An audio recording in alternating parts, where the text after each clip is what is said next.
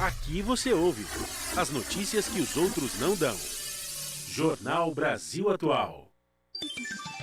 Agora são 8 horas e 43 minutos e vamos fazer contato com Iá Adriana Dinanã, ialorixá e ativista de direitos humanos e no enfrentamento ao racismo religioso, integrante também da Frente Interreligiosa Dom Paulo Evaristo Arnes por Justiça e Paz. Bom dia, Adriana.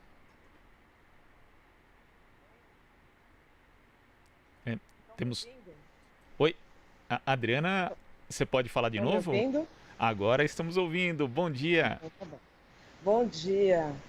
Uma honra estar aqui com vocês. A honra é nossa, a gente agradece aqui. Adriana, eu queria dizer que eu vi aqui a sua participação no Paz e Bem, né, o programa do canal 247, e eu queria que você falasse a respeito de um dos pontos que você abordou, que é a questão de aproveitar esse momento da pandemia de coronavírus e refletir a respeito da relação que cada um tem com o mundo.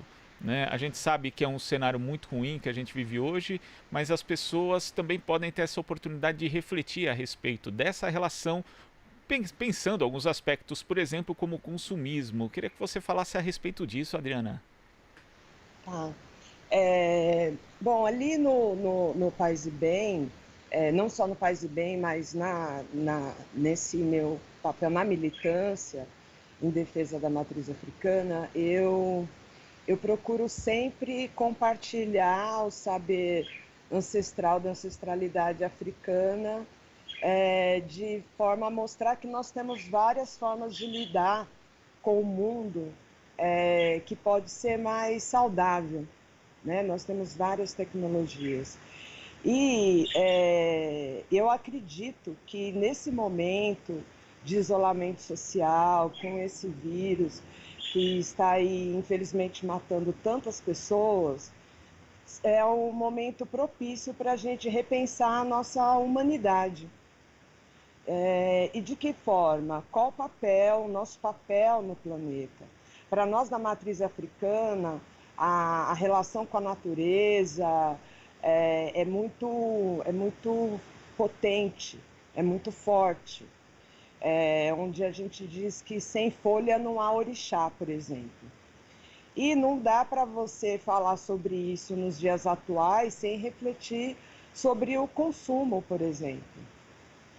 Porque se eu vejo que orixá está nas águas, como as Iabás, Oxum, Iemanjá, que são as mais conhecidas, né? Iabás, as mães, as grandes mães, eu não posso ficar 2 horas no chuveiro gastando água.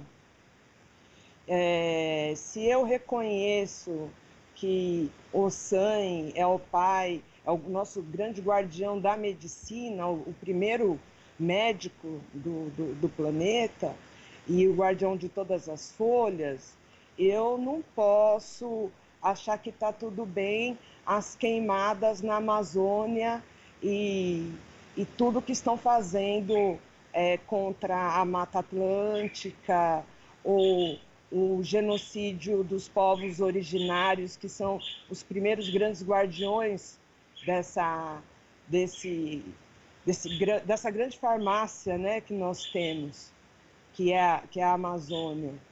Eu não posso achar que está tudo bem nesse consumo desenfreado. É necessário a gente refletir que tudo o que eu uso, tudo que é produzido, ela vem de uma matéria-prima. E essa matéria-prima, ela sai de algum lugar, sai da natureza.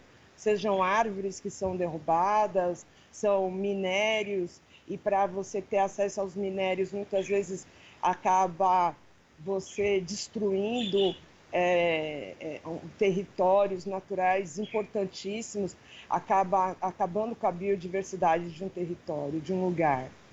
Então, eu tenho convidado os ouvintes a família do Paz e Bem e do 247 para a gente refletir. E também nas nossas relações humanas, né? Que nesse programa eu falei também sobre empatia, onde se a gente for reparar, as pessoas estão tão preocupadas tem as condições do governo, tem tudo isso que está ajudando essa necropolítica com a destruição do nosso povo, principalmente povo preto e pobre, mas a gente tem que entender que o genocídio da juventude negra, do povo preto, são mais de 500 anos. E onde está a nossa humanidade nisso? E se olhar os dados atuais, os nossos índices de tráfico de mulheres, tráfico de órgãos, feminicídio, então nós estamos distante da nossa humanidade já faz bastante tempo, não é apenas o coronavírus que está nos matando. A gente já vem matando um ao outro já faz bastante tempo.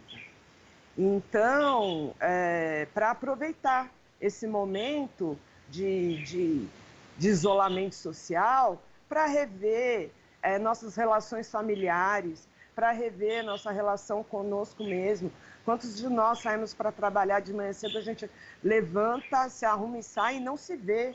Não se vê, você só para quando já está no pronto-socorro, trabalhando além da capacidade física, não vê os filhos crescerem, abandono dos idosos. E alguns idosos são abandonados porque os mais novos não têm condição de dar atenção. Quem consegue cuidar da família ou pensar na estrutura familiar, que para nós na matriz africana a comunidade é algo tão importante quanto a relação com a natureza, você trabalhar 12 horas por dia e levar 8 de transporte. 4 para ir, 4 voltar do trabalho, para quem mora nas periferias. Então, eu estou fazendo esse convite para que a gente reveja os nossos atos e entender que não é só o coronavírus que está nos matando.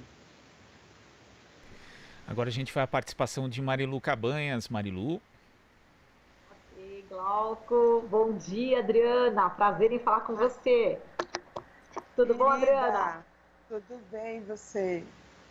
Tudo jóia. Então, Adriana, vamos falar aqui, só falou da natureza, eu lembrei do baobá, né, que é uma árvore símbolo, né, enfim, para a população negra, como tem esse simbolismo, né, de resistência, e eu queria que você falasse também da resistência, né, diante deste governo Bolsonaro, que a gente vê que não só os religiosos, né, enfim, e também especialistas estão alertando para essa necropolítica, como você falou. E a gente vê que as populações mais pobres é que estão sofrendo mais com essa Covid-19, né? E entre essa população pobre estão os negros, né? Que estão morrendo em todo o Brasil por conta dessa falta de sensibilidade, digamos assim, do presidente da República em conduzir o controle dessa pandemia. Você acha que realmente a gente está tendo bastante prejuízo nesse controle diante da atitude desse presidente, Adriana? Olha, Marilu, com certeza. Eu moro aqui na divisa de Itaquera com Guaianazes e é só olhar. Nos primeiros dias do isolamento, as ruas ficaram mais vazias, a madrugada silenciosa. Mas conforme esse presidente começa a promover toda essa desinformação, esse desencontro entre o Ministério da Saúde e a presidência, sem contar a fome, né? Sem contar a necessidade de busca de recurso, a gente percebe que esse isolamento foi se esvaindo. Então, hoje você vê todo mundo na rua, andando como se nada tivesse acontecendo. E isso é muito grave, porque claramente, eu pelo menos analiso como um resultado da desinformação, que eu não acho que é aleatória, eu acredito que seja intencional desse governo, porque é só olhar todas as ações dele, desde o início, já antes do governo, inclusive, desde sua campanha, onde claramente ele não tinha menor interesse no bem-estar da população mais pobre, do negro. e população em situação de rua e tudo mais. Então, a gente vê que quem está conseguindo garantir minimamente o mínimo de dignidade, o mínimo do mínimo para a população pobre, são os movimentos populares. Infelizmente, então, no mínimo garantindo a comida.